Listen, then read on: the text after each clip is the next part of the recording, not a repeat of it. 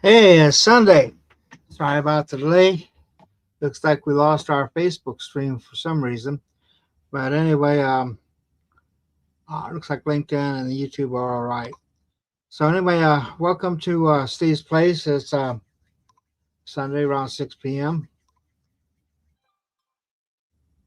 on that Sunday, April 12th.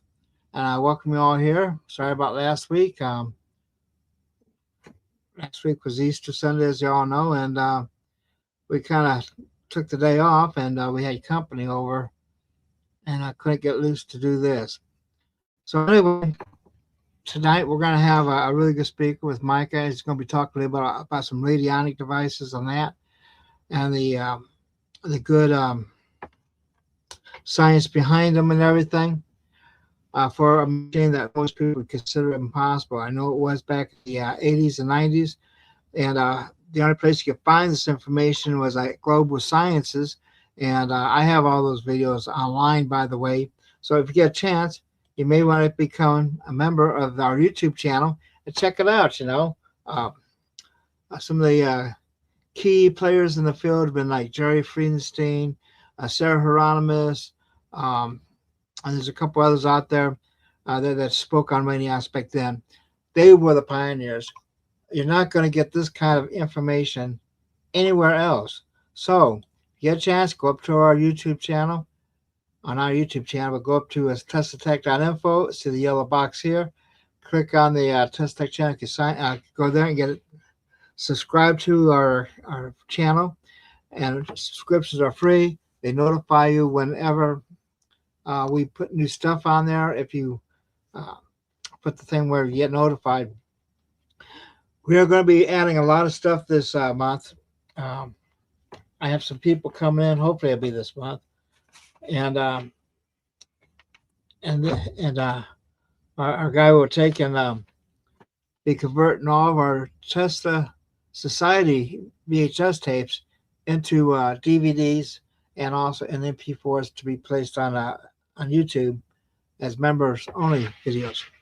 Anyway, if I am missing the 1991 and the 1996 Tesla Society videos, so if any of you happen to see that or have those, give me a call, 520-252-0374 after the show, of course, and let me know, and maybe we can make a deal with you. Anyway, uh, those I'm looking for those. Once we get those, we'll be putting them up online, and I just want to emphasize um, we have a membership for $9.99, which you get everything, you know, and we have over 1,500 videos up there. Um, and a lot of them are free. I think we have a couple hundred for free, but most of them you have to be a member. So I encourage you to go ahead, join for $9.99. It's well worth the money. And like I say, we're getting ready to go full Monty on the Tesla Society videos. So the other thing I'd like to emphasize here is that if you join and become a YouTube channel, you get advanced notice on all of our YouTube things, and it helps support us. It helps give us the funds to go out and do these conversions and everything and locate more material. Like I say, this material a lot of times is really hard to find, and we're trying to put as much as possible here. But probably the most important thing is every video we have online, we have a DVD for. So if YouTube gets a hair up and they yank a video, which they have in the past, you can always order the DVD from me. If you have a question, just give me a call. I'm here most days and nights. Okay. Our big thing right now, though, is our magazines. I've been putting magazines together since 1984. Okay, first for the Tesla Society, and then later on with Exotic Research. And what I have available is our Exotic Research, the Extraordinary Technology magazines, and our Extraordinary Science and Technology magazines. These are all great. They're great issues, Uh, right now, as I sort through them and stack them up in the back, I looked through some of these and wow, this information is just as good today as it was back then. You know, and some of it is just now walking into its own right now because before um, people might have questioned it, but now this is the hot stuff. You know, and we were there long before a lot of people were.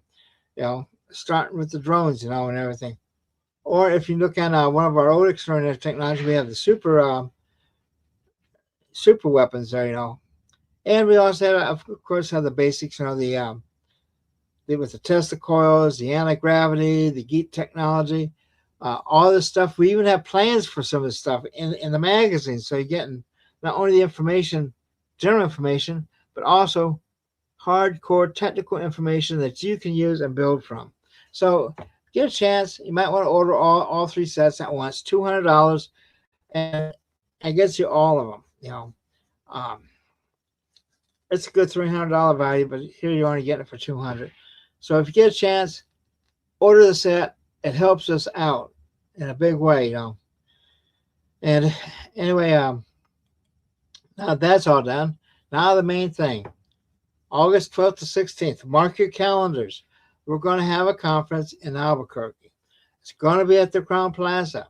I'll be probably by Friday. You should be able to sign up for that. In fact, I'll be talking to them tomorrow. And for those who haven't been there before, it's a nice hotel. I mean, it's right in the middle of the intersection of Interstate 40 and Interstate 25, literally right in the center there. And we'll have basically have the whole hotel, you know, during that time. And so you can come down, check out our expos, you know, check out the speakers. At night, you know, we have a social time, and we have refreshments, you know, in the evenings, and you'll be able to sit and you know, chow down with the speakers and get to know these people, you know, get to know the shakers and the makers of today and tomorrow. And not only that, a lot of these guys are going to have their technology hands on right there on site, you know, and you'll be able to go in the expo room, check out their table, see the devices, you know. If you're nice enough, they might even let you touch it, you know. But yeah, this is a chance that you won't have anywhere else, and it's an opportunity to do for those who are investors to do your due diligence right there in one spot without having to go from place to place to place. You take your list of people you're interested in, check them out right there, and then maybe go into more detail with them at their own places. But here's the place where it all happens in person. There's, you know, even though we'll have a live stream later, nothing can replace a live person. You know, it's like me in the screen. You know, you can see me on the screen, but it's nothing like actually shaking my hand or saying hi. And you can make a better judgment on people when you see them in person. And without further ado, I want to just mention our live stream. You can go online still. Just go to our website, teslatech.info, and click on our test the images that, and it'll take you up to where you can actually buy products and actually get the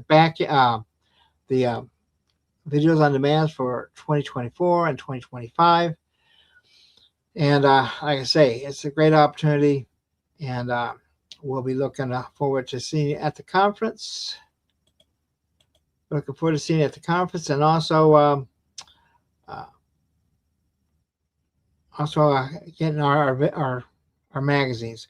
And the great thing about the magazines, okay, is that if the power goes out and we have a nuclear exchange like we almost did this week, and the power goes out, you still read the magazines.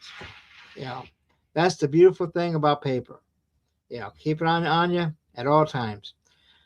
And without further ado, let me bring up our guest for tonight. Let me see. I gotta do some things here. Yeah, let me bring up our guest tonight, Micha Eizen, and he's been with us before, and he's always has a lot of stuff that's really truly interesting, and and he's been coming to our conferences for quite a while. He's going to be speaking at our conference, by the way, and you'll be able to actually touch some of this stuff there. To feel the effects of it. Right, Micah? Mika? Yep. Yeah. And so, why don't you tell me a little bit about yourself, Mika? Okay, my name is Micha Eizen. I'm a technical in nature since my birth in many different fields. I I happen to bring solutions to different issues that other people cannot see, or they don't come up with them. So this is the theme of my life: always thinking, inventing, improving, finding other solutions that really work and people appreciate them and love them and use them. So I love very much what I do. I'm not going to change anything. I'm going to keep learning every day, improving, and serving the collective of people that really want to be at the cutting edge of health, technology, and to bring the new human and the fabulous world that we deserve to have.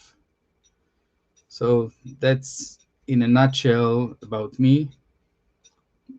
So I'm an engineer, healer, musician, inventor, chemist, um, and I have a lot of knowledge in many different disciplinaries, which are helping me to come up with all these solutions that I come up with. So that's in a nutshell.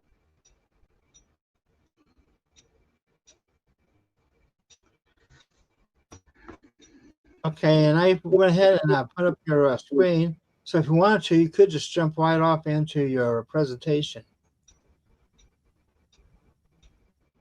Okay.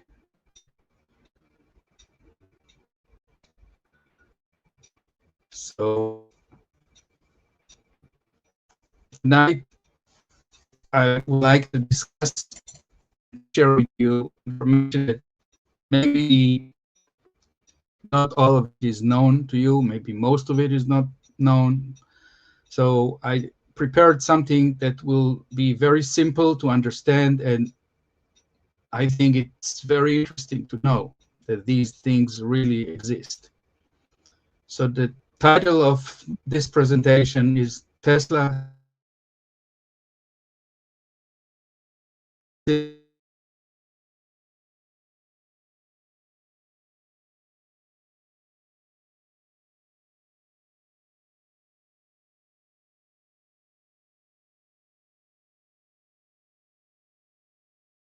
regarding health as well.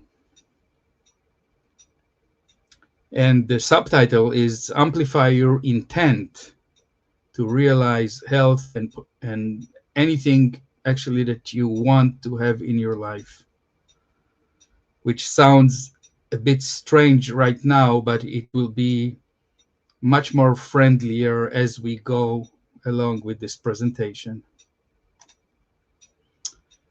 So it is very simple, no equations, don't be afraid, but we will just start with a backdrop of things that we know. Some of the classic physics laws and some of the newer physics phenomena that many people know about. So let's look at some laws of physics. According to Newtonian physics, Newton, he was talking about that when there is a force that doing something, it create a change. So as you can see in the right side, see a man pushing a box. So the man applies a force, and if the box is not moving, the box applies counter and equal force to stop that force that the man is pushing the box. So he says here that the force of the man equals to the force that the box applies. If the man would push harder, maybe the box would move. So that would be the result of that force applied on the box. So when we have a few forces, not only one, like we see here, so all the forces are working together, and there will be a total of all the forces that eventually will come to what we call an equilibrium. So all the forces that are canceling each other will cancel each other, and whatever will be at the end will be the result of all the system of the forces that are applied together. This is classic physics.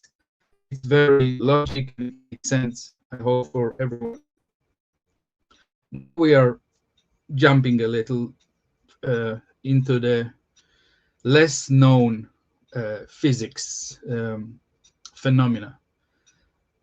And I refer to what we call quantum mechanics or quantum physics. This is totally different ballgame. It's not Newton anymore. It's looking into the subatomic particles, very small particles, how do they behave? And we are finding that they behave very differently from what our senses are telling us. For example, they are telling us that if we are looking at these small particles, they change. But if we don't look at them, they don't change. And that was proven many years ago, which sounds very strange. How can it be? So you can see at the bottom right, you see the shadow of a man. The top one is looking away from what looked like an arrow, a wavy arrow. So that is symbolizing a wave. But when the man is looking at that wave, something happens. The waves become what we call a particle. Only because the man or the observer is observing and looking at that wave. How can it be? Well, we'll make it very simple. The very fact of observing is actually adding another force, another something to the equation, to all the forces that are working together. Even just by looking, it's not only looking, as we will see. But anyway, the fact is that just by observing these subatomic particles, they behave differently. And this is what we are going to talk about. What does it mean and how it can benefit us? So according to the quantum mechanics, the observer changes the outcome because he is interjecting his own forces or force into the measured system or the field or the ether. So what will happen at the end will be a different outcome because it includes his influence. So by looking at something, we are influencing it, and it makes a change because it's not only looking, we are focusing, we have thoughts, we have beliefs, we have hopes. All these are forces, although the naked eye cannot see these forces, but they exist. And the proof is that they are changing how things behave. Now, there's another niche, you can say, of quantum Bayesianism and the N-frame model. And these are proposing that the observer's beliefs and expectations, they can and they do influence the outcome, which may sound very strange, but this is what many experiments are showing. So let's look at some other quantum mechanics phenomena. When I say phenomena, I mean these things are proven to, they really happen when the experiments are done. There's something that's called quantum entanglement. What is quantum entanglement? Scientists found, or physicists found, that if they take two particles that they are somehow invisibly connected with each other, communicating with each other, we cannot see that communication. Well, what happens is that whatever happens to one particle immediately reflects what happens to the entangled particle. It's like twins, and they can be, it doesn't matter how far they are between each other, they are somehow connected, communicating. So whatever happens to one, we know, and we can check and test and prove that it happens to the other one. This is very strange, but it's for real. So you see, we don't know, we cannot maybe explain everything, but we can observe what these two twin particles are doing. They are like entangled. There is communication between them. So let me read here what I wrote for you. Quantum entanglement is a phenomenon where two or more particles share a single united quantum state. So they behave like the same, meaning their properties are so strongly correlated that measuring one instantly reveals the state of the other, regardless of the distance. So in quantum physics, distance it's not a factor. Meaning that when we force one particle to change, the other one will change as well, instantaneously. There is no time delay, which is also very interesting. A concept which Albert Einstein famously described as spooky action at a distance. Einstein had a big issue with this because he could not explain how it works, why it works. So he didn't like it, to be honest. So you see even the way that he called it spooky action at a distance. I mean, he saw that it was for real, but nobody could explain it. So it's really different from the Einsteinian relativity and all these things. So when we look at all these things and we take them into account, what we just talked about, it's easy to connect the dots, and we see how we, as observers, that just looking at what's going on in these experiments, we can influence the outcome of potential timeline possibilities. What I mean here is that we believe that there are many, many realities or timelines, and by us observing what's happening, we can change which timeline will manifest. Timeline means reality, which can be different. So there are like endless amount of different realities that can happen to us, or we can experience them. And just by us observing, we can change which timeline we are going to experience. And here I'm hinting towards the benefit of knowing all this, as we will see shortly.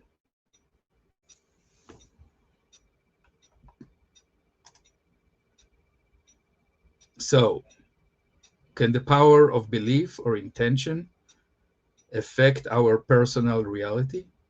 This is exactly what we were talking about, that when we look or observe, it's not just looking. We have thoughts, intentions, beliefs, hopes, fears, many things. It's not just trivial looking and nothing more. So connecting all the dots with this information that we just talked about makes us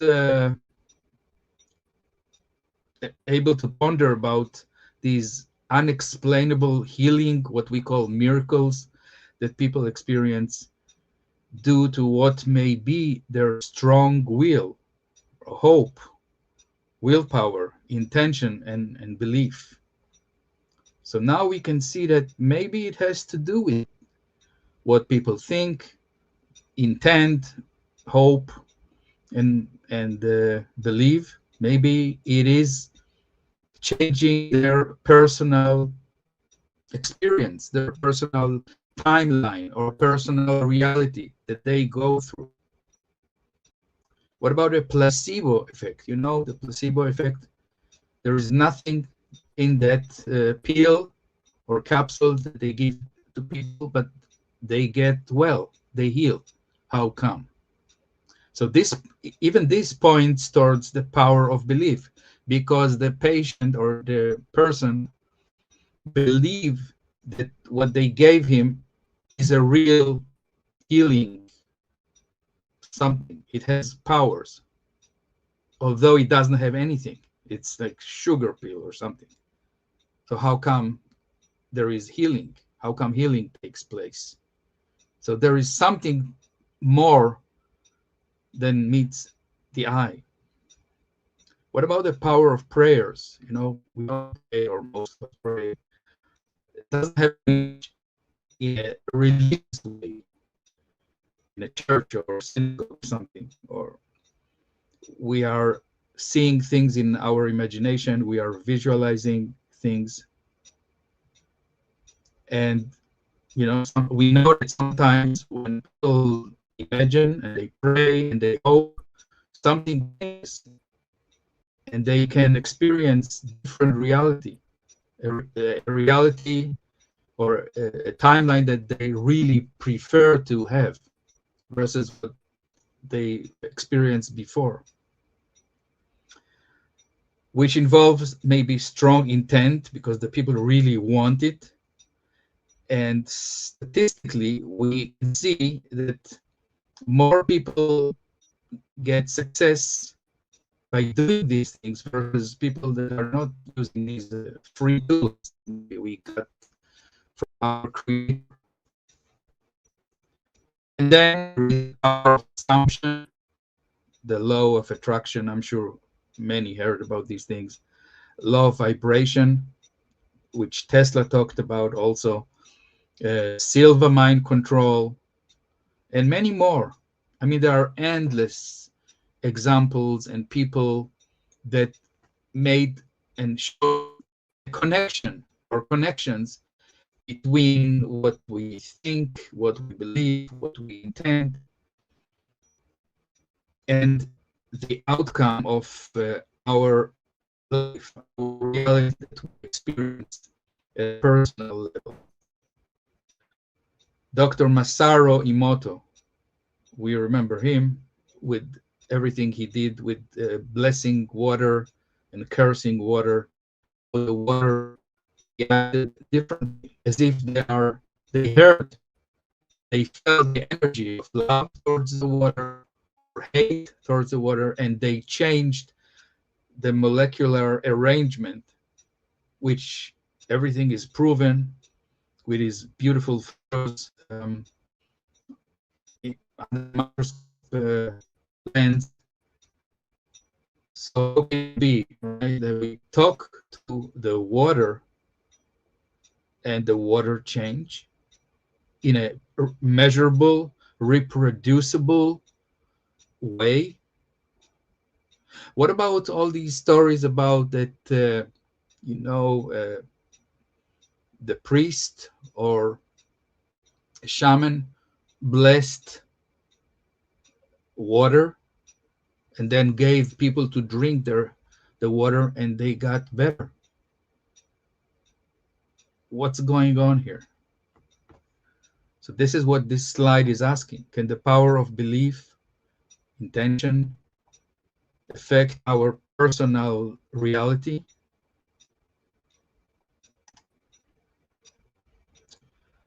So let me share with you a few cool facts about applications of these phenomena using technological devices. Until now, we talked about what people hope, believe, afraid of, wish in a inside the body, inside the mind, inside the heart. And now we are going to talk about technological devices, electrical in nature, of course, that have shown to even take these things further than we may believe. Let's talk about one of the biggest heroes, Luc Montagnier. He passed away a few years ago. He was a Nobel laureate. I mean, he won a Nobel Prize for his work on the HIV and other things. He was a very genius and brilliant scientist. So look what he did. He did an experiment. He took a fragment of DNA, okay, put it in a vial, a glass vial. Look at the bottom right of the slide. You see there like three things connected. So there's the vial, and you see that it's above like a little vessel with coil. So he put that vial in that coil, and this is connected to an electrical amplifier, and then it's connected to a computer, a PC. So what he DNA in the vial, put it inside the coil. The coil had very low frequency, 7 hertz, 7 cycles per second, that was radiating toward the vial. And it was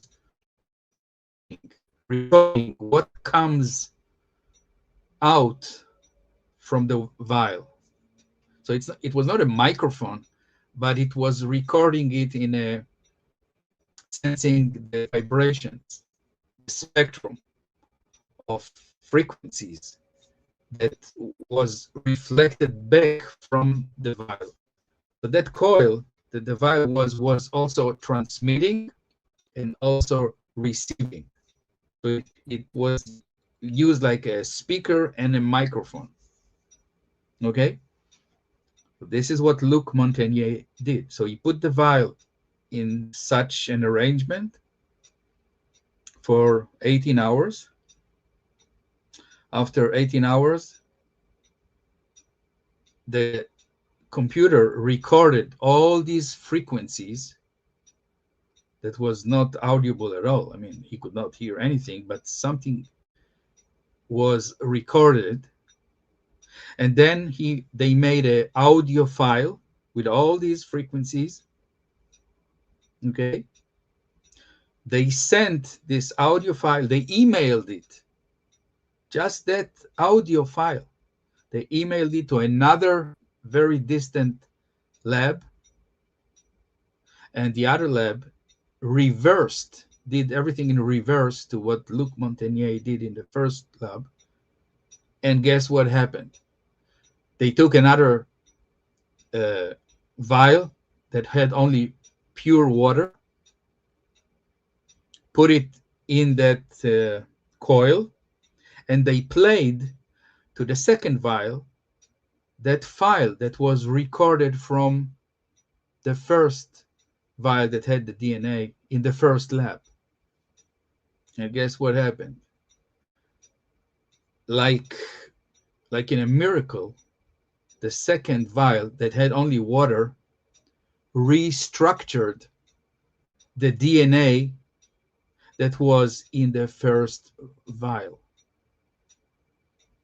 Just by listening to that set of frequencies that was recorded from the first vial, it worked in reverse as well. This is what he did. And guess what? He got a patent on this. You can see on the right side, it says DNA, waves, and water. And he did it with a team, and he was the leader of the whole set of experiments. You can see his photo here on the right, top right of the four photos. This was extraordinary. I mean, nobody has ever done this before. It's like unexplainable. It worked. And the DNA that was copied or restructured was 98% accurate, like identical, almost 100% identical to the DNA that was in the first vial, which makes you wonder, like, really? What is going on here? But this is all factual. And this is a very serious man, Nobel laureate. He was very serious in what he did. Okay, let's move on. Another interesting guy that maybe some of us don't know, Thomas Galen Hieronymus, was an American electrical engineer and radionics pioneer. Here we are meeting the word radionics for the first time. He coined the term eloptic, which is a combination of two words, electrical and optical. So he coined this word eloptic, because he didn't know how else to call the information that he got from his experiments. So he believed that there was the way he described it, a non-electromagnetic force that was emitted by all matter, meaning he believed that every material, everything around us emanates or radiates something that he didn't know how to prove it. So he called it optic, because it was electrical and optical, according to his way of doing things. And he believed that he could monitor and trace that energy that was radiated. He could analyze.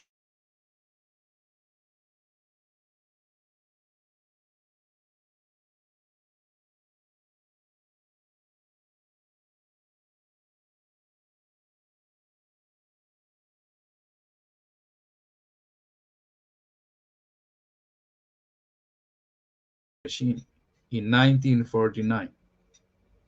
Here's the patent number, US patent number. The name of the patent was Detection of Emanations from Materials and Measurement Volumes. I mean, this is very serious. I don't know how many of you know that when anybody applies for a patent, you know what the job of the patent office is to find any reason that they can come up with to decline the submission. This is their job. Their job is to say, oh, somebody already did it. You know, you are not entitled to get a patent for what you are applying for. So if this guy got a patent, that means that the patent office, at least the US patent office, could not find anything that could negate his application. And this is a big deal. I can tell you, as somebody as an inventor, I applied for many patents. I have quite a few of them on my name, and it's a struggle. It's a constant struggle to argue with the patent office, and sometimes they tell you, no, you have to change the wording so we can consider maybe to grant you the patent or not. It can take years, 2 years, 3 years, when it's successful, until you get a patent. So he got it. That means they could not negate what he came up with, which is something to appreciate, I would say. So what is the Hieronymus machine? You know, his name was Hieronymus. So let's read a little. The original radiation analyzer which he built. And you can see in the photo on the right side how a typical machine looks. You see dials and knobs, and then on the top, center top, you see it what looks like a little cavity that you put inside the sample or a photo or something. And look at the bottom right of the photo, there is a plate, rectangular black plate. This is a very important part of the machine. So let's keep on reading. So the radiation analyzer consisted of a chamber, which is the top center, to hold a sample of material or a photo, a glass prism to refract the eloptic, remember the electrical, optical,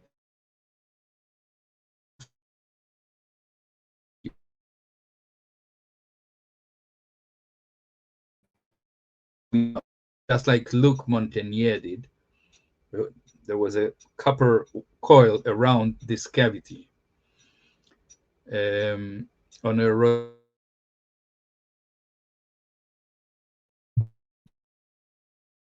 meaning, in simple English, he had these dials and knobs that could turn things in order to get a radio tuner.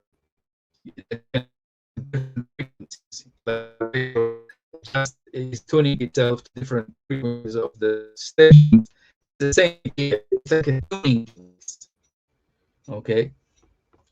No sound, but it's tuned to what he was calling eloptic, something that radiates from anything. Okay, so this is the nature of this machine that he invented. So the operator of this machine learned how to detect and to fine tune to the exact frequency or the signal that comes from whatever they put inside the chamber of the machine. And there was a set of amplifiers. The first models have tubes, then he changed it to transistors, but it did the same thing. So there was an amplification there, and there was, you see, a bifilar coil. This is something that Tesla did a lot. Bifilar means a coil that has two wires wound together, and you can conduct current only in one wire, and is transmitting electromagnetic waves into the second wire, which is there inside the coil. And this is already a hint for us to what we call scalar. Scalar can be produced with a bifilar coil, as we will see shortly. So you see, so the machine had the tuning, and the machine had a coil, a special coil, bifilar coil, that can produce scalar field or scalar energy. Okay.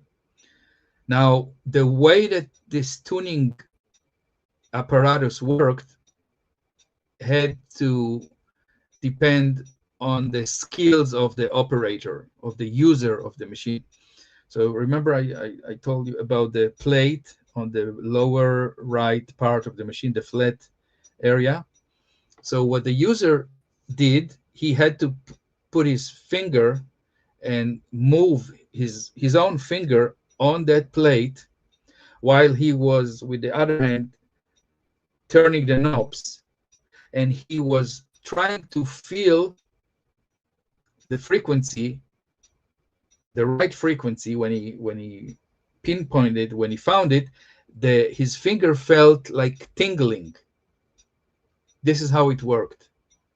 So it needed a lot of experience, and the operator had to be very sensitive to these small, very minute, tiny nuances of how his finger is feeling as he's moving it across this plate.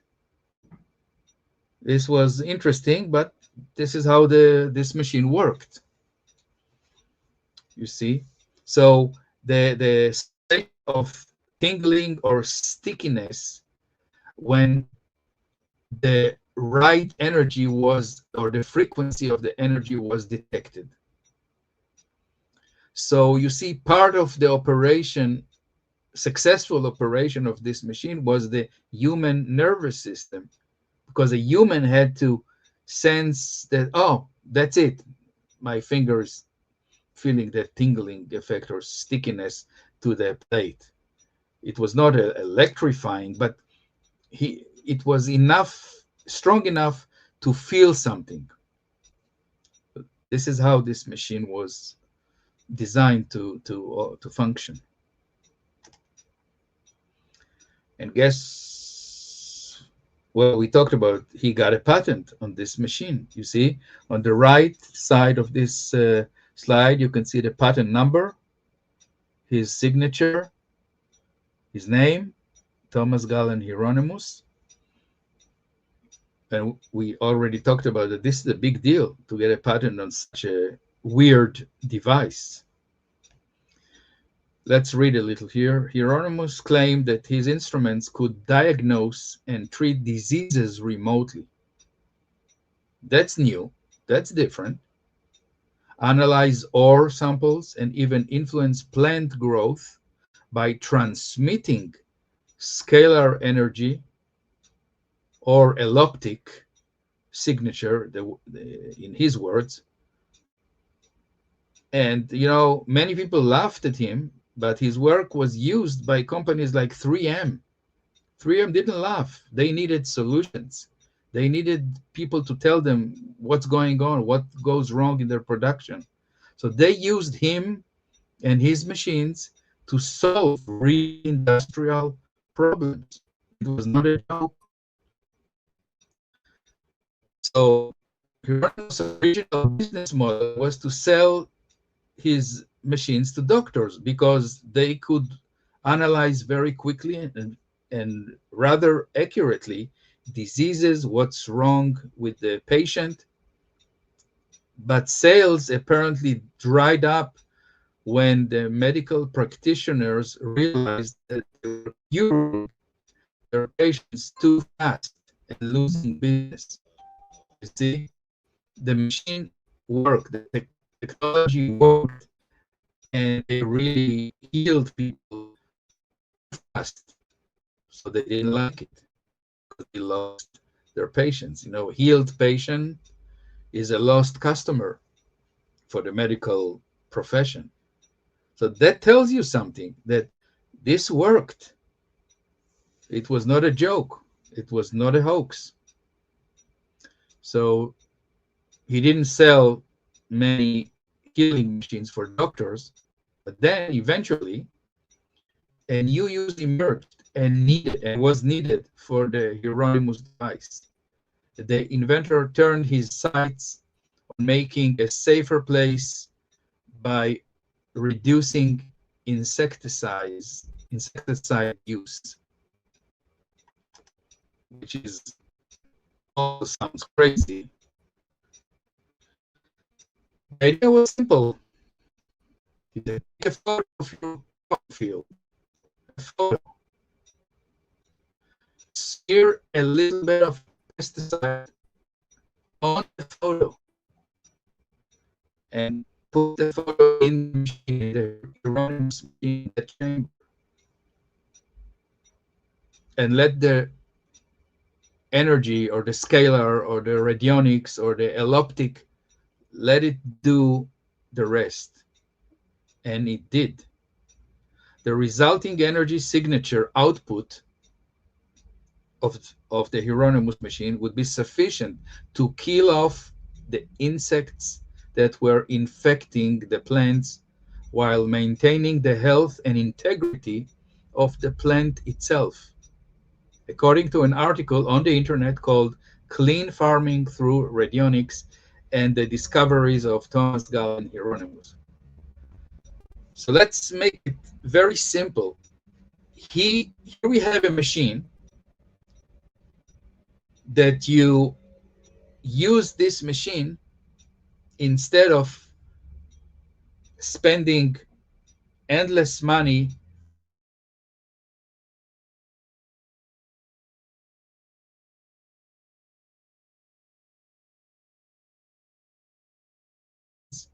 he came up with something that was amazing. You take this machine, you put a photo of your field, and you don't need to spray anything. I mean, it sounds crazy, right? And let me remind us all that farmers, they are very down to earth people. I mean, if this would not work, they would not pay and they would not order the service of such a machine, the Hieronymus machine. But guess what?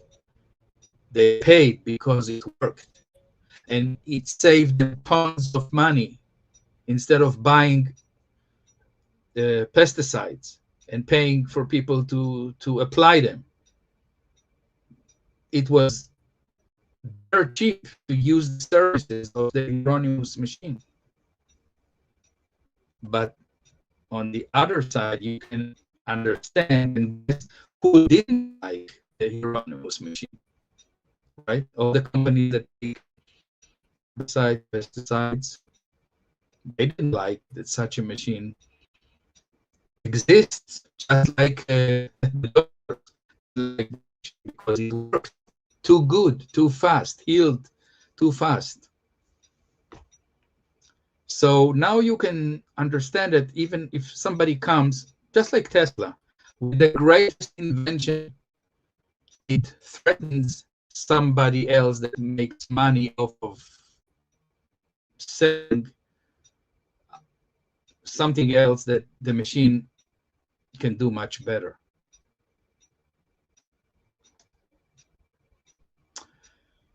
So let's keep on reading here. Thomas Galen Hieronymus' original eloptic machines were reported to successfully heal crop fields and eradicate pests through a remote treatment. You see the field, the crop field, be miles away. It didn't matter. Remember in the beginning of our the slides, in the scalar, the quantum field doesn't care about distance. Remember that particle entanglements, it doesn't matter how far the particles are, they are connected somehow. They don't care how far they are from each other. Same here. It didn't matter how far was the Hieronymus machine from crop field of the critters and bugs and whatever. it worked remotely. You, so actually it used symbolic representation rather than physical contact. I mean, you take a photo, right? The photo is not the field, it's a photo. But now we know, I'll give you a spoiler alert, the energy needs to know where to go or whom to go to. So a photo is enough for the energy to know, oh, we need to go there or to go to that person and heal that person remotely. This is why the photographs are a way shower for the energy where to go or whom to go.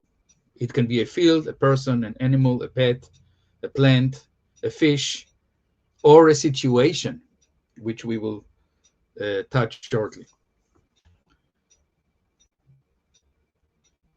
Key documented successes include eradication of insects from farms by placing a photograph of an infested field and a sample bag.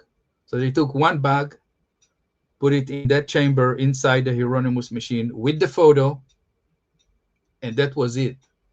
And the machine did the rest and emanated the right energy, information, whatever you want to call it, because the farmer had a strong will to get rid of the bugs.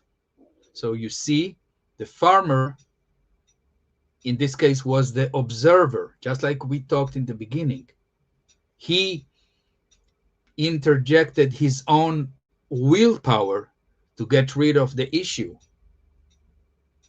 And the machine amplified, you can say, his willpower and remotely sent it to that field that needed or the farm or whatever, and really got the desired results that the farmer had.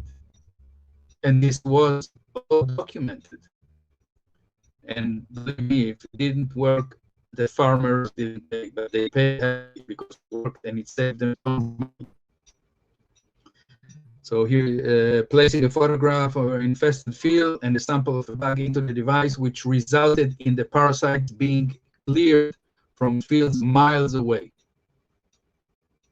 Specific agricultural success stories, insect eradication. In a notable experiment, a scientist from Pennsylvania farm bureau placed a photo of an insect-infested field and a small amount of insecticide in the machine. 48 hours later, all insects in the infected field located many miles away were dead. Factual. It's not a legend. So what's going on? How is it possible? We keep on going here. Pathogen and pest control. The machines were used to disassemble, meaning to kill, or transmute pathogens, meaning bacteria and insects, effectively curing pathogenic diseases in plants and trees without direct physical intervention. You see somebody miles away sits with this machine, just the photo, and what the issue is. It can be, you know, a disease or a bug or something, and it resolved without even going to the field, doing nothing physically outside. But there is more. As we keep reading, the machine could do growth enhancement, meaning a farmer could bring a photo of the crop and ask the operator of the Hieronymus machine, please, I want you to transmit energy that my crops will grow much bigger or much faster. Document methods of growing healthy green plants. Here is another thing that he was able to show, that he could grow plants in total darkness by using the help of this. Imagine growing plants in a dark basement, no sunlight. The only thing that was done,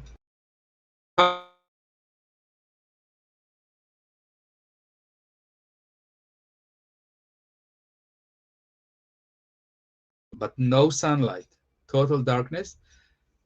But with this, the help of this machine, or the scalar energy, the grew completely successfully in total darkness. It was proven also, and it was detailed, as you can see here, in 1949 patent. And there is more. He was able to do genetic hybridization. You know, when they try to hybrid the trees or fruits or vegetables to get a better type of produce. A scalar energy instrument, which was a modification of the original one, was allegedly utilized to transfer the genome of a pecan tree into a walnut tree, resulting in a hybridized walnut tree possessing the generic makeup of both species.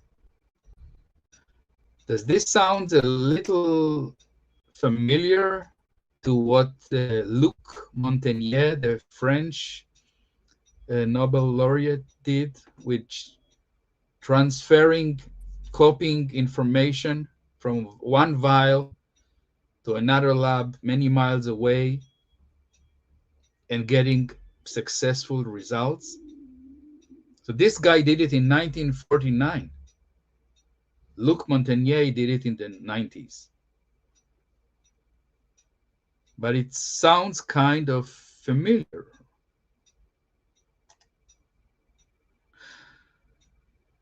Okay, we keep on reading here. Theoretical basis and of operation of the Hieronymus machine. So there we have this electrical optical energy. The devices operated on the principle of elliptic energy, a term Hieronymus derived from combining electrical and optical, described as radiation that is not electromagnetic. By the way, this is one of the characteristics of scalar energy. It's not electromagnetic, meaning when you come close to the coils with a compass, which is magnetic by nature, the compass doesn't move. It's not affected by the scalar energy that is generated from these coils. So it's not electromagnetic, but exhibits characteristics of both. This is how he understood it, electrical and optical. Symbolic operation. The machines function by detecting the unique frequency or emanation of the subject. As we said, the photo or the critter or an ore or something. The operators could treat the original subject remotely by manipulating a photograph, sample, or even a printed circuit diagram of the machine. Now look at the bottom right photo, the black and white one. In the photo, you can see the top right of the photo that there is not a real machine, there is a drawing of a machine. You can see the electrical symbols of a vacuum tube and connectors and resistor here. And then, well, they were printed with ink on paper, and the ink was conductive, because almost any ink is conductive because it has carbon in it, and carbon is conductive. And then you see two white wires. You see go to the sensing plate that the left hand of the operator is his hand is on the sensing plate, and the right hand is holding a pen or paper. And people were able to detect this alloptic energy by using a machine that was not even a real machine. It was drawn on paper, and it worked also because the operating people were sensitive, very sensitive to sense frequency or elliptic or scalar or whatever you want to call it. They were able to sense it, and they were accurate enough to bring results, to yield results. So, and the detection method, as we spoke before, operator would tune the device dials to the subject's frequency indicated by feeling stickiness or tingling sensation on that reaction pad, allowing them to direct energy to heal or destroy specific elements in the field or anything else. But mostly these machines were used for agricultural purposes. So we can see already hints that there were some limitations of this Hieronymus machine. It was very subjective. It had machines the user dependency, and this was a significant constraint because depending on the operator skill, and only 20% of users could achieve this stick sensation immediately. 60% of the operators require extensive practice. So you can see even that you have 20% that could do it quickly, plus 60%, you only get 80%, not 100%. And here in the photo on the right side, you can see another paper Hieronymus machine. You see, and he has some green triangular something that he can turn, and his right hand is on the printed sensing area. So it was very dependent on the skill of the operator. And then they found out that they had environmental constraints. Direct sunlight didn't good thing.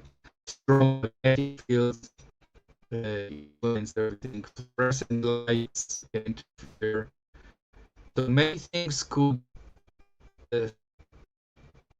sabotage the sensitivity of the user, and could not fine tune to find the exact frequency. And then they found out another interesting thing, that even if they changed the positioning of the components, remember they were drawn on a piece of paper, but if they drew them in a different order, I mean the connections were done correctly, the wires and everything, but they put them in a different arrangement on the paper, the machine didn't work. The printed paper machine didn't work. The symbols didn't work. So now we can understand that although there were many success stories, it was not easy to operate this machine, the real machine or the paper printed machine. So that was an issue.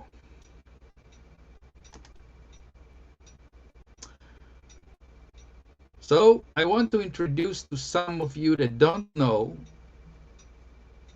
I want to introduce a website that you can go online as we speak, and you will find some along the lines of what we are talking about here. The name of the website is infopathy.com, as you can see at the top of my slide. So what is infopathy.com? It's a website that's you can buy IC pad with round thing of conductive to buy this pad, physical pad, okay, and look at the bottom right photo. You connect the pad to your cell phone. You see the wire, the black wire. You put on the round printed area a glass of water or a bottle of water. Okay, so why is it connected to your cell phone? Because in that website, infopathy.com, you can buy waveforms, files of audio frequencies that when you put the water, the glass of water or the bottle of water on that pad, and you download the file from the website, it costs almost nothing, and you play the audio file through the pad to the water above that is on the pad. Water are changing their structure, and they can become a vitamin, a medicine, antidepressant. I mean, the water doesn't change the color or anything, but the structure of the water changes, just like Luc Montagnier did with his vials of the DNA. So they are using it, and they sell today, as we speak, more than 4,000 different files. You want to drink vitamin C? Okay, you take a glass of water, you put it on this little black pad. You download the vitamin C file from the website infopathy.com to your phone. You play. You don't hear anything. It's not like a speaker that you hear music or something. And that played frequency is changing the structure of the water, and then you drink the water and you get the attributes as if you took a pill or a capsule of vitamin C. For example, you have a headache, you have a file for that. You have joint pains, you have a file for that. You want CBD, you want to have the attributes of weed without smoking weed, download the file. And thousands of contributors are doing this work. They take different substances, herbs, vitamins, minerals, moods, and they produce these audio files or frequencies. They offer them for sale on this website. I've seen it in operation. And let me tell you an interesting story. This was when I was at the Tesla Tech a few years ago. A guy came to me. I was there. I was a vendor too. I was selling my skincare, the healthiest mineral deodorant on earth, and the hydrogen machine. And the guy introduced himself. He was working for Philip Morris, the biggest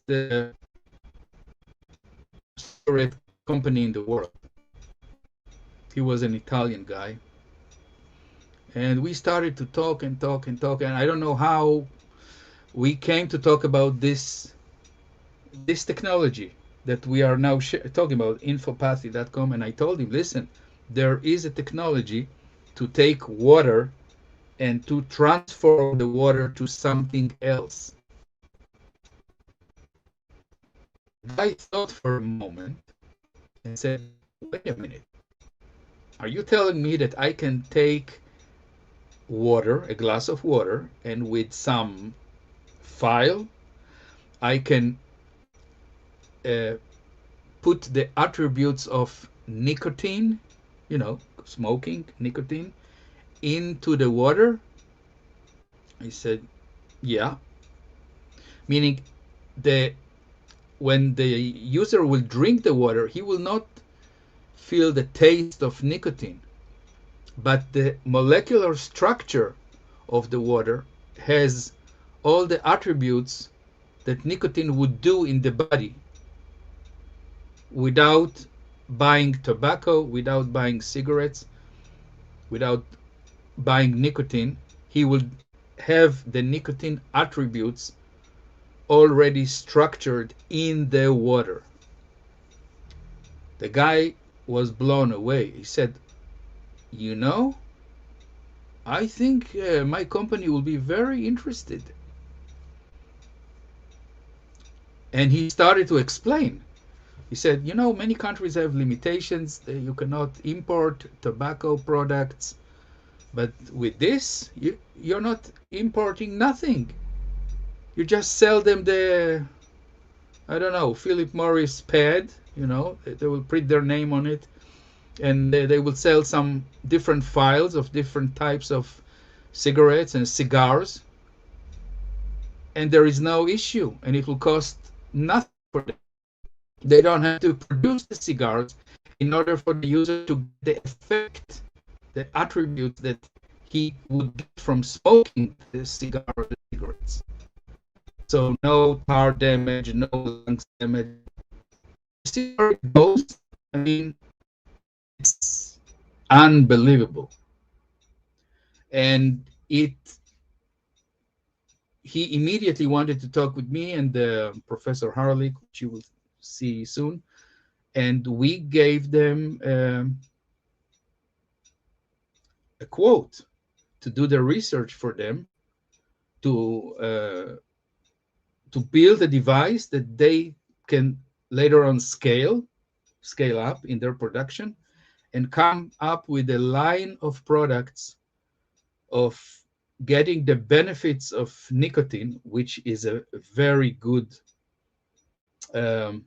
substance for our health. Every cell in our body has receptors for nicotine and also for CBD, for cannabis, by the way. So these are good for us. They put other 120 poisons to make people addicted to the cigarettes, but the nicotine itself, it's a medicine. People who were smoking during the pandemic didn't catch anything, just so you know. So I sent the proposal, and we didn't hear back, be honest, but he was blown away. I mean, he could see the possibilities of what can be done with such technology. Okay, so for your knowledge and entertainment, you can visit that website. I'm not affiliated with them. I don't care. I don't use them. And just see. Let me show you. I think the next slide will show you. Yeah. Okay. You can choose here. You see, it's one of many pages. As you can see, 350 pages, and each page has. You can see here if you want to have a whatever curcumin or cinnamon or diabetes 2 complex or dandelion leaf extract. Instead of buying dandelion plant, you see, you buy the file, you download the file that somebody already did the work for you.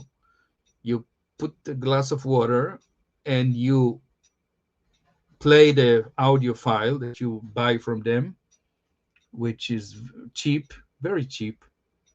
And you can use the file for forever, as many times as you want, because you have it already. You purchased it, and you don't need to buy a dandelion leaf extract. You just drink the water, and it's as if you consumed dandelion leaf extract. So they have here, you can filter all the files that they have by the system in your body. You can see here, it's hard to see, but blood and cardiovascular, digestive, respiratory, whatever, all the systems in the body, urinary, I see here. And then you can filter by source. It can be vitamins, minerals, it can be so many different things. And they also have for moods, for depression, for high blood pressure, pains, whatever you can think of. And many people that come, not many, a few very known people that are presenters at the Tesla Tech, they are here also selling their files. One of them is Dr. Pollock with the fourth phase of water. He's there too, selling his files too. And Luc Montagnier also, there are here things about him too. This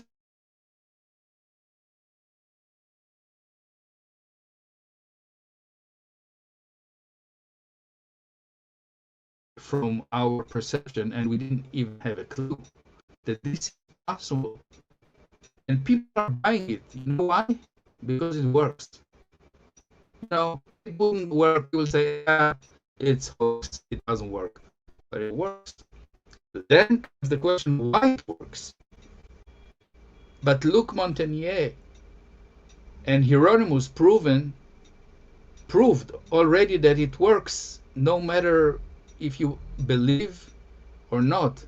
The bugs killed the were killed by the Hieronymus machine, and the bugs didn't know that somebody did it for in order to get rid of them. It worked.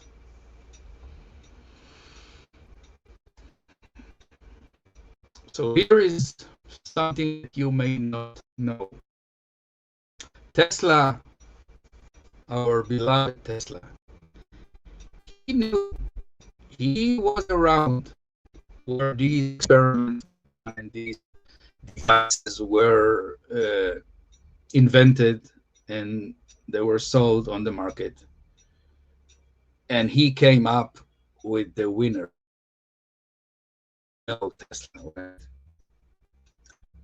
Tesla came up with much more powerful, simpler to use, user-friendly, and better design of a scalar machine, because it is a scalar machine.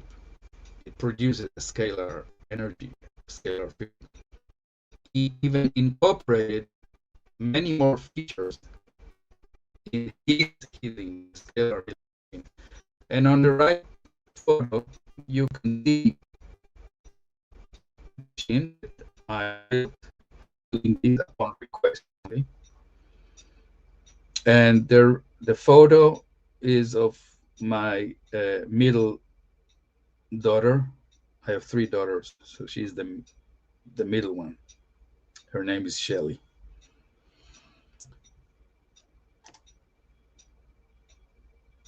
Some of you that visited or participated in the conferences know Professor Harley. This is his photo. Short bearded man, very sweet man. He is a very distinguished professor and scientist. He has a whole lab in his home. It's unbelievable, the amount of equipment that he has.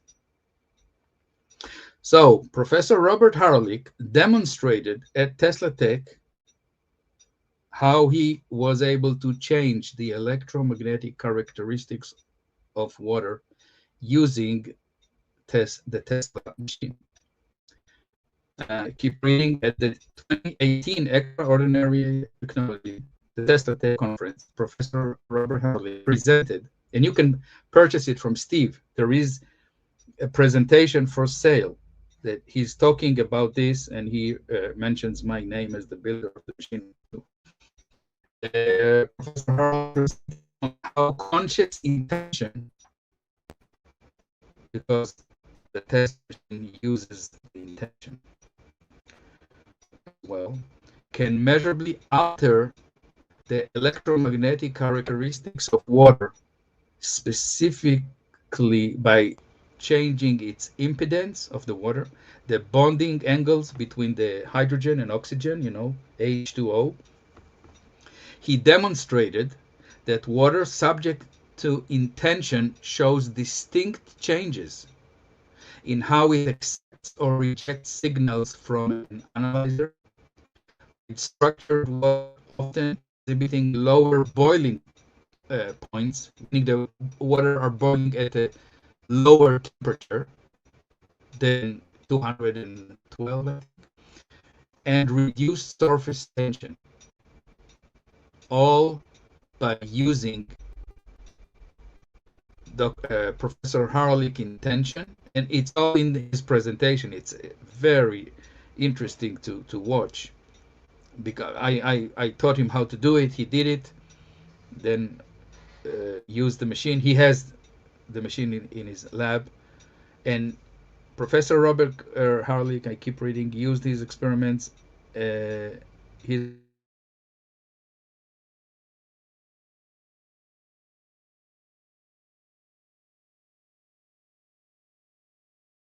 in a pure scientific lab setting. So it's not a hearsay. He said, yeah, I tried it, it works. He's a scientist. He measured everything. He documented everything. Everything could be verified and redone and remeasured and reproduced. I mean, we are not talking about somebody that just trying to say. He could prove it, and he presented his results in other international conferences as well, not only the Tesla Tech. So let's look inside Tesla Scalar Healing Machine.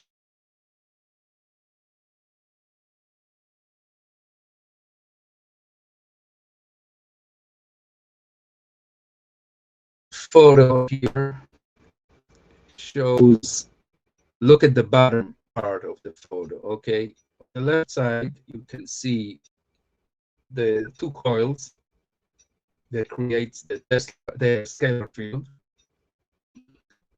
On the right side, there is the circuit of the frequency generator that is energizing or driving the two coils. And on the right photo is a close up. Look at the left side. You can see two black strips. Each one of them has a coil that is wrapped with insulation tape, with a zip tie that is holding the insulation tape. So you see two coils and a thin white plastic in between them. Okay. And if you go back to the middle photo, in the cover, you see the potentiometers and knobs and switches and lights.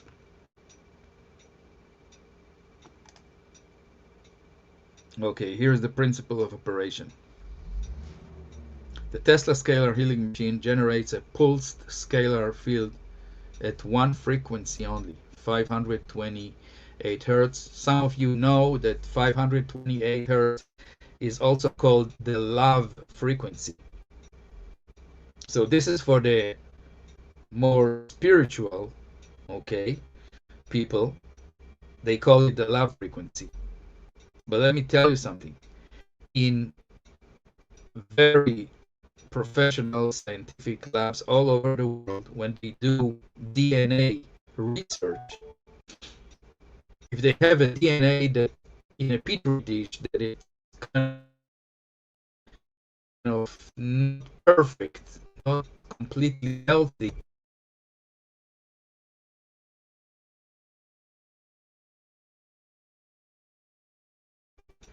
and they put it in a chamber and radiate with 128 hertz. It's an audible tone, you can hear it.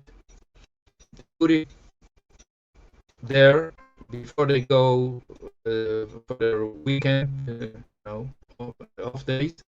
They come back Monday out from this audio chamber. They check the DNA. It's perfect. It's healed. Everything is corrected. This is a fixing and healing frequency. So very interesting, and it's really useful in the real world. It's not only, woo-woo talk or something. So the scalar field is generated by positioning two identical electromagnetic coils. So how do you make a scalar field? You take two electromagnetic coils and you position them very close to each other, opposing each other. The way the current flow in them is done that they are opposing each other. So each pulse, they are like producing a wave, two waves that are colliding, like boom, boom, boom, boom, boom, boom, boom, boom, boom, boom, 528 times per second. Okay, so let's read it again. The scalar field is generated by positioning two identical electromagnetic coils, simple coils, opposing each other and are very close to each other. Both coils are pulsed at the same time. Boom, boom, boom, boom, boom, and creating the pulsed scalar field. So what happens is, let me make it visually clear. The two coils are here, boom, fighting each other, and the scalar field is generated this way. So the electromagnetic field in the coils is pushing this way, colliding with each other, and creates a scalar field at 90 degrees all around the coils. This is how scalar field is generated. And then Tesla surprised everybody else by saying that in order to amplify the intent that we will talk shortly about, the personal intent, an elongated quartz crystal, as you can see in the right bottom photo, is positioned inside the coil. So the way that the coils are made, they are hollow. There is a room to insert here a crystal, quartz crystal, that is long enough to cover the length of both coils. Okay, and it's fixated there. And this crystal amplifies the intent or the force dimension up to 30 times, according to Tesla's findings. Nobody ever done this before Tesla. Nobody. Building a scalar field coils that are using crystals as well. So I keep reading here. The machine has a slot on the back of it, which is used to insert a photo. Remember, photo. The energy has consciousness.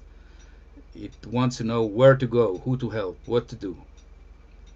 And on the in front of the photo, you put a note, a piece of paper, and you write the name, the description of what the issue is. If it's a disease, if it's cancer, if it's success, if it's winning the lottery, I don't care. You put your intent on the top of the photo. It can be you, anybody else, relationship, hardship, depression, whatever, diseases. So you put the photo in the machine, and in front of it a note with the short description, what the issue is. The energy, the scalar field needs to know who to go to and what to do. It's like asking God, please do this and that. So God said, okay, tell me what the issue is. I'll do something for you. Okay.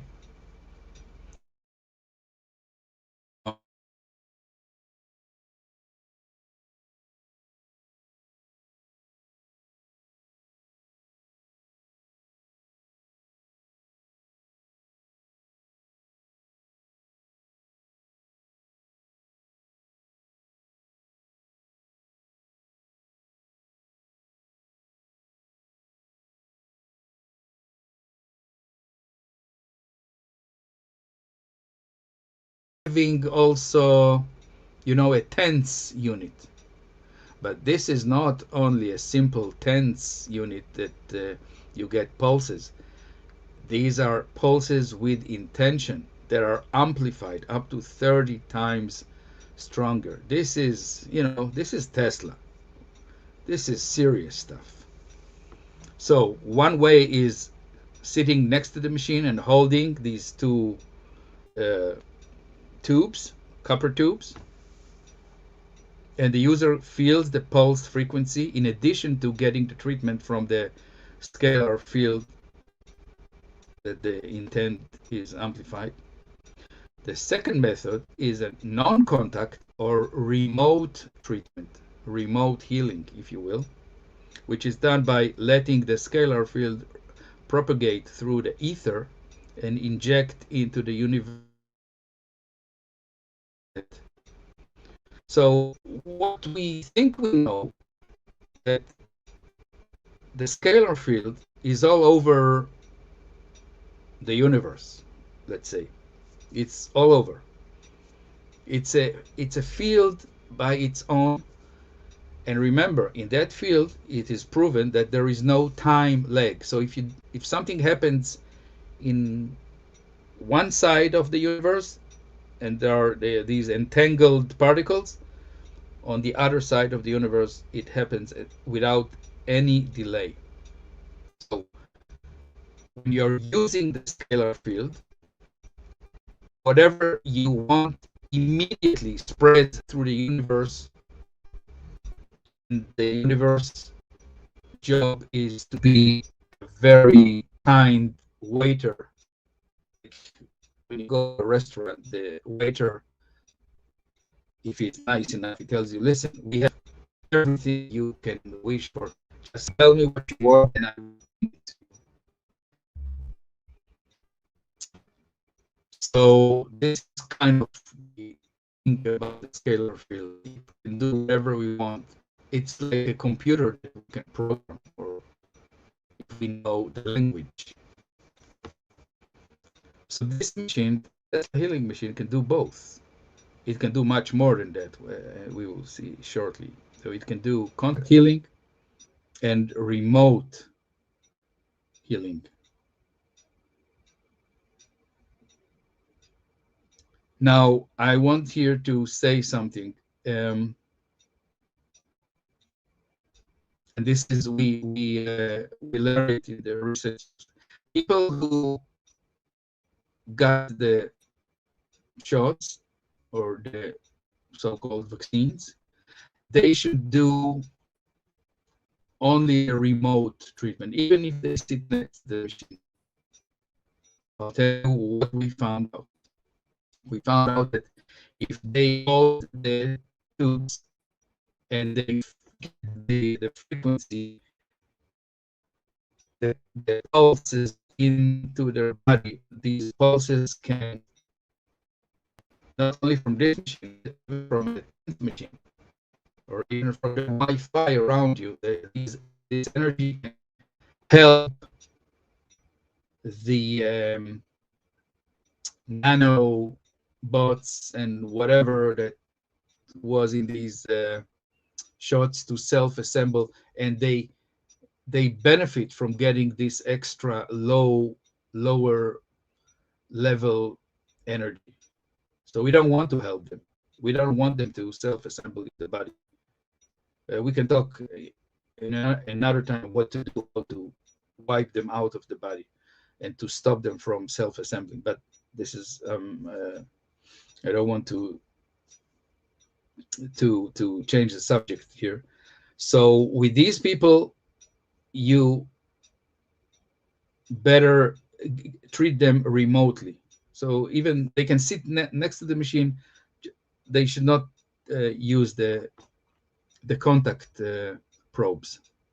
Okay. And here is another surprise that Tesla included in his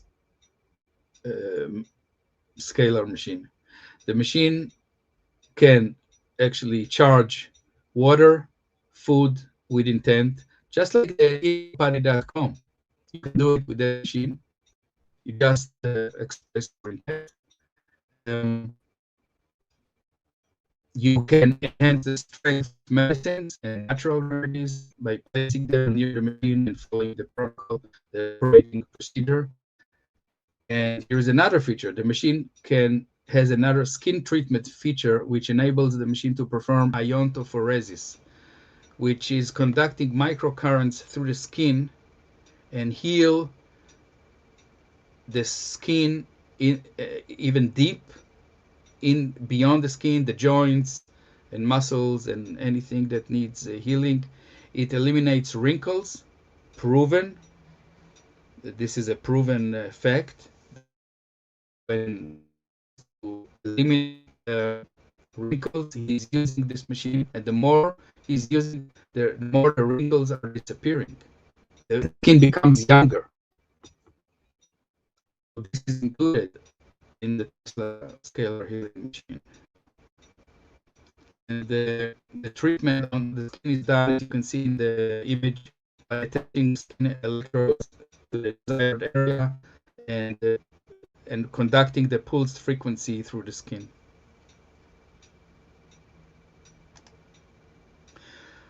So how do you operate the Tesla machine? This is a third photo, as about, it can be human or a pet, plant, fish, crop field, whatever. And in front of the photo, the user puts a note of what the issue is. It can be anything that he needs, that person needs to or want to. And then after inserting the photo and the note, when the machine is still switched off, it's not on yet, the user creates an intent prior switching on the machine. And this is a crucial part of the whole thing, because you see, we are talking about intent. Intent is a significant force, and we better focus the force to exactly where we want the force to go and influence. And this is maybe the first machine that you ever heard of that is connecting your intent and hope and wishes to a technological device that can take your intent and amplify it up to 30 times stronger.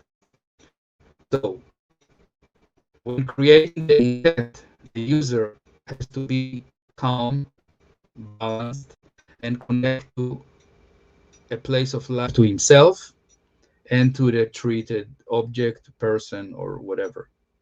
And I put here this photo that shows a woman touching her heart, really has an intent.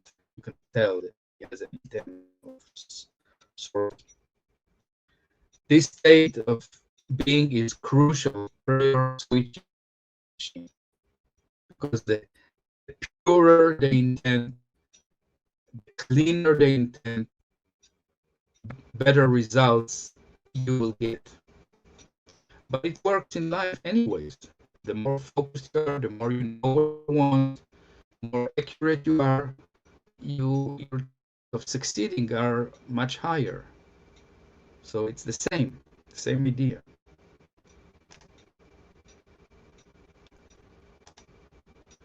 Now, for example, let's say the user, he wants to treat himself, maybe you, okay? Maybe me. But I cannot bring myself, or the user cannot bring himself to a calm state. He's mad, he's angry, he's not balanced. So he's not in their optimal state to make a good intent for himself even. So what should he do? And Tesla said, no problem. He can contact someone else, a friend, a family member, doesn't matter, and ask them to create the intent for him, provided they are in a calm state and they can connect to themselves. So when they make the pure intent for him, they tell him, okay, we did it. Then he goes on the machine and he gets treated by the machine. It's interesting, but Tesla said the intent is the most important thing. The intent, your intent.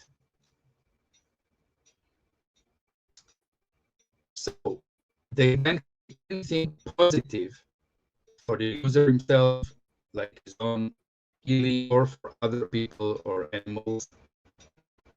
It can be, again, plant, crops, situation, desire, realities. Tesla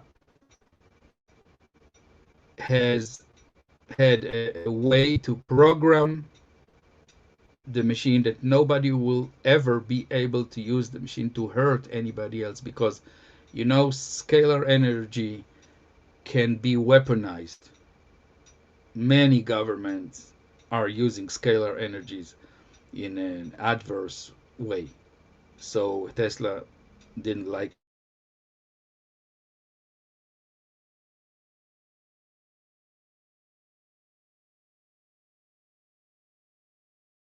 Now you switch the machine on for 10 minutes, it's enough. Then you can switch off the machine. I mean, the intent was amplified, was sent, connected with the big scalar field, the universal scalar field, and then you can heal somebody else. So if you have a machine like this, let's say, you can do many treatments throughout the day. Let me tell you, there are two guys that I know. One of them, you can find him online. His name is Tom Latino. He has a machine, not from me, that's okay. And he's offering these treatment services for a fee. And people, members are paying a monthly fee, and they can ask for anything, and he's doing it for them. He needs their photo, their what issue they need to treat, and it is done. People are paying for that, just like the farmers pay to heal their crop fields. So it is done as we speak today. And I gave you a name of the guy that is doing it also beside me. So the scalar pulses are generated in the machine are at we spoke about the 528 hertz, the low frequency. Tesla said that this frequency encompasses everything needed to accelerate any positive desired results. Just to remind you that DNA labs are using the same frequency to heal DNA cultures. So we know that it was, as we said, this program not to process any negative intent, such as to hurt anyone or anything. And here I show you on the right side the shape of the pulses that are very sharp, like needle spikes. As I said, that this is optimal pulse wave shape in order to get the maximum effect into the universal scalar field. Now I brought you two testimonials, which are in addition to what Professor Robert Harley presented at Steve's Tesla Tech in 2018. So here is a healer, massage therapist.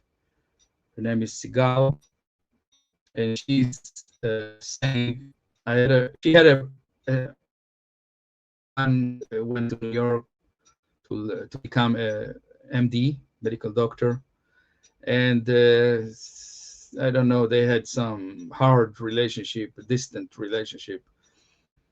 And one evening he called and he was so mad and angry at her during the phone conversation that he hung up on her. This is what she said.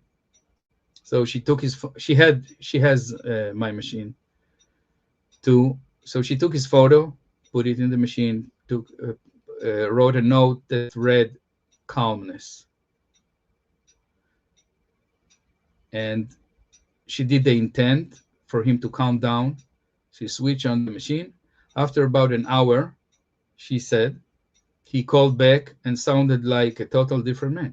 Like nothing happened an hour ago. Nothing. He was calm, happy, and laughed, cracked jokes. She was shocked. She said, I was shocked to witness the difference in his state of mind. So this is one testimonial. Here is the second one. I have a friend, shaman therapist in the Chicago area. His name is Michael W. Smith. He participated in some of the Steve Teslatek's shows as a vendor. This is how I got to know him. And he got a machine from me. And this is what shortly after he got the machine. I treated a war veteran who was in a wheelchair for years. And he was in another state, not in Illinois. So I used to help him remotely since he was in another state. In 2018, he got the machine from me, or early 2019, actually. I got the machine from Micha. I did the proper procedure, with the intent in the machine with this veteran, without the veteran knowing even. The next day, he called me and said, I don't know what you did, but I can walk now. True story. No kidding. And you have the name and you have the email of the person here, if anybody cares to check. Okay, coming to wrapping everything here. Thoughts, wanderings, ponderings. What are we talking about here? It looks like we have the capacity to literally program our reality using the power of our mind. We make the intent with our mind and accelerate it with devices, just like we showed here, and the knowledge of what we know about how we can use the ether to bring us the desired reality or the desired results. Tesla knew this. He knew. He lived in that era. And he did his best to convey this message to the collective. And he developed these machines as well, but nobody talks about it.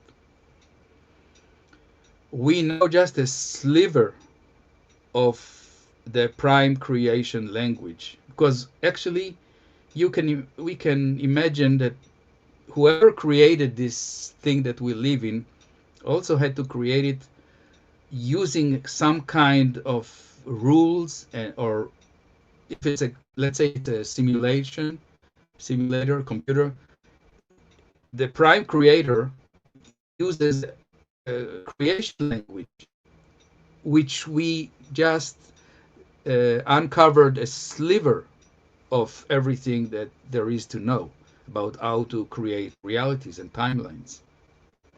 This is what we are dealing here with. It's serious stuff. It's the root of everything.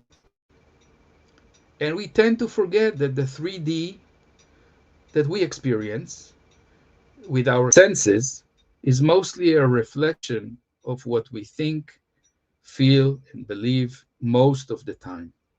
We all have nice, good, positive beliefs or bad beliefs, but what we understand now that if we mostly believe that it's going to be okay and all is well, more than 50%, let's say 51%, we are optimistic, we will experience a better life than we experience if we believe only 49% or lower.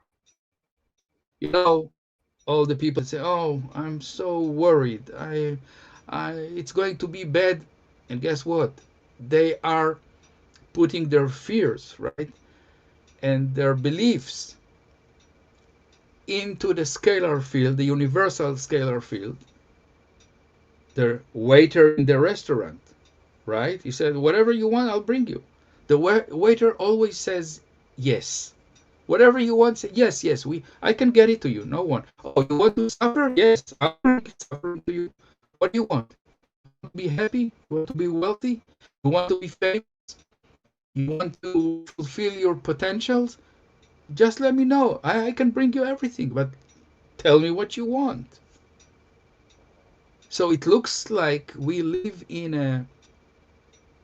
a computer program, in a computer game or simulator, and now we are starting to figure out that there is a way to affect our experience, personal experience.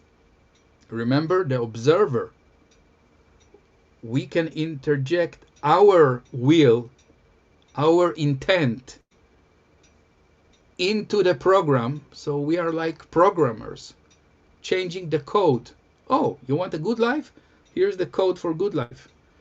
Give it some time, you will start to get a better and better experience in your life. And we are doing it anyways, because when we are happy and hopeful, we send a happy and hopeful code to the scalar field, to the universal scalar field, and the waiter is bringing it back to us as a good experience. When we are worried,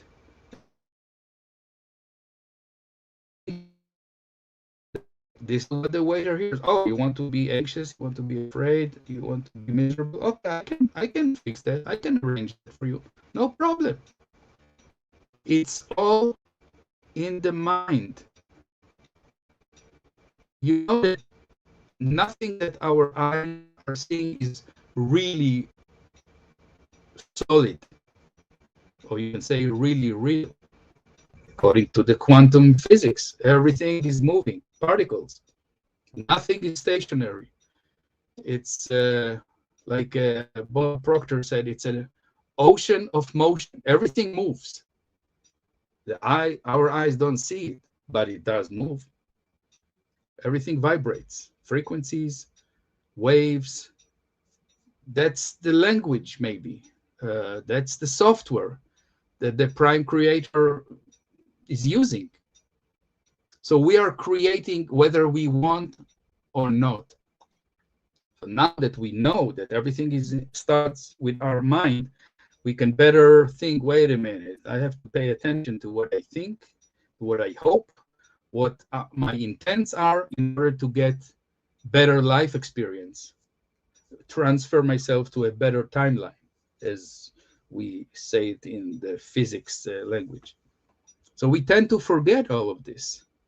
But science, I'm now in the lower part, science proves from many different points of views that we can change many things in our personal experience of reality, our own reality.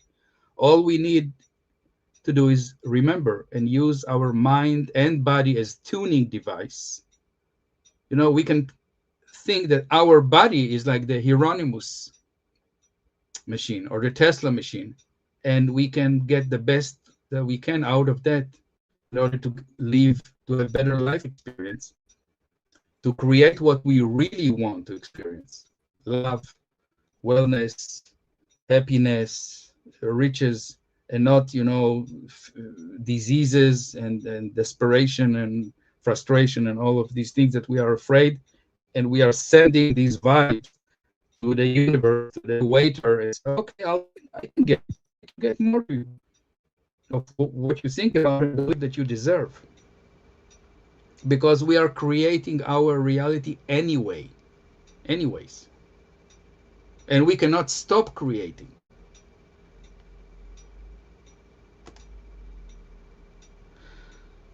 So, wrapping everything we talked about, the conclusion is that we have to learn how to raise our frequency, and the universe will meet us there. You see, it's it's not a woo-woo thing at all. It's very real, backed by science, by machines, by Tesla, if you will. And we all love Tesla. So that's the end of my presentation for today. And if there is Q&A, I will be happy to answer any questions that you may have. If not, you can text me or call me, and we can take it from there. Thank you very much.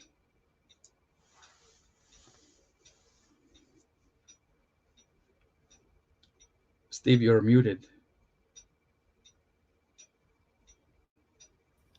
Yeah, I apologize, everyone, for the sound issues that we've been having. Not quite sure what was causing that. Um, I don't know. Could be just the bandwidth we're operating on these days. I got this new computer. Maybe it could be the problem. I'll be working on that this week to try to figure it out for next week for sure. But if I think that if you did like the topic and everything and the presentation outside of the noise, please do us a favor and give us that thumbs up because that will help um, the, the algorithms in YouTube find my Micha and me and help promote this material. Um, I remember when um, this material was really considered voodoo in the technical world. It still is in some areas, and the I guess the coming out with quantum entanglement and other concepts all of a sudden makes the radionics field open up again. And the, for the earliest material, you probably find it in with Ruth Drown from way back when. I think she was in the 50s, and then with Hieronymus. Um, I don't think I have any T Hieronymus videos, but I do know I have Sir Hieronymus and her machines on there too, and they were probably related, and probably husband and wife, and she had a PhD. So anyway, thank you again, Micha. And is there anyone out there who has a quick question? I think we have one here about: is there any solid state sensor capable of detecting or measuring electric energy without a human operator? That's a very good question. And this is what Tesla actually bypassed by inventing his device that doesn't need any sensing. You see, this is something that I didn't mention, and it's very good that you asked it. Tesla came from a different point of view. He said, instead of sensing and trying to figure out what the frequency is, tell the universe what you want, tell the waiter what you want, and he will give it to you. You don't need to sense. You see, the Tesla machine is so user-friendly, no need to learn. You just learn how to do your intent, and that's it. You don't need to sense anything. Now, this, when this device exists, I think you would agree that there is no need to try to sense the energies, although there are fields in physics and technologies that are very, very advanced. And I'm talking about technologies that can read your thoughts. This comes even closer than you think to detecting frequencies and intents and things like that. So to answer your question, there are things, there are sensors, there are technologies that can sense, and there are also what we call remote viewers. The CIA started this program with Hal Puthoff. He was the guy that initiated all this research of the CIA, and they recruited everybody that could do to have had these skills until today. So there are humans that can do it, and there are technologies that can do it. Hopefully, the governments will use them for good and not to harm us. I hope it answers your question. Okay, I would like to point out that Dr. Herlick would be considered a source of measurements in that, um, and he's been able to do it, I think. And he doesn't use the human operator; he uses actual instrumentation, right? Yeah, yeah, So, yeah. Pure lab science, and you have this DVD for sale. I know from 2018 when he presented using the results that he got from my Tesla machine that I built for him. and he may also just be up on our YouTube channel too, because I do have the 2018 conferences up there. So go up there and check things out. Uh, don't forget, we do have a conference coming up soon, uh, sooner than later. So if you can get registered for it, the sooner register, the better. And then also, you may want to consider getting our magazines and going to our YouTube channel too as well. Anyway, thank you again, and we'll be back next week. And next week, we have a gentleman named Dorian coming, and he should be doing a thing on plasma reformation.